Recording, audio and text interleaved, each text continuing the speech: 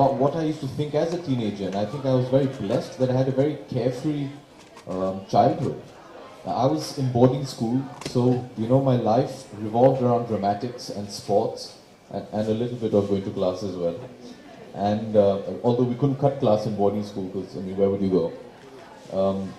But I never ever had these moments of disagreement with my parents, thankfully, and I give entire credit of that to my parents, I guess. And like ma'am, you were saying, at the end of the day, I think it's the children who teach the parents, and they should be the teachers. I witness it every day with my daughter, how she teaches both Aishwarya and I to be parents. And I'd like to believe that my sister and I set some sort of an example to our parents of how they needed to conduct themselves around us. But I never had any moments where I was compelled to write a book, thankfully. Although I don't think Jeko would have published my book. I don't have half the talent in writing that young Anjaneya has. And I think it's best that he wrote the book and not me.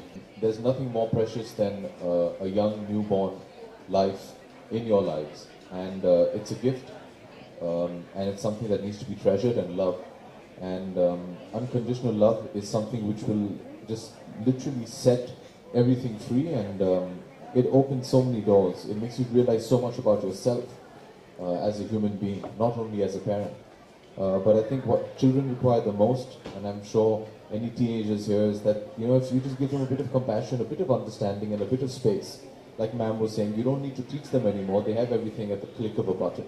You have to be sensitized to their wants, and you have to sensitize them to the rest of the world. And I think that's very important.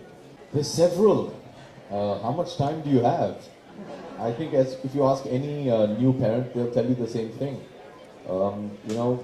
We live in times where there's so much we can worry ourselves of, and there's so much we can worry ourselves with. But I think the thing I'm most scared about is that I don't want to feel guilty in any which way, and I hope, we thanks to you all, the media, we get to hear some rather ghastly stories, but I hope every parent on earth thinks like this. I really hope that my child will feel that my parents have done whatever they could for me, in terms of emotionally, physically, monetarily, whatever it may be. But most importantly, emotionally, I think, your child must always respect what all sacrifices their parents also put through. I know we're here discussing teenage blues, but I'm sure if you ask Anjaneya's mother, she'll tell you of all the things she's had to do to be able to just understand what her son wants to do. It's a huge task for a parent also to understand what a child is going through.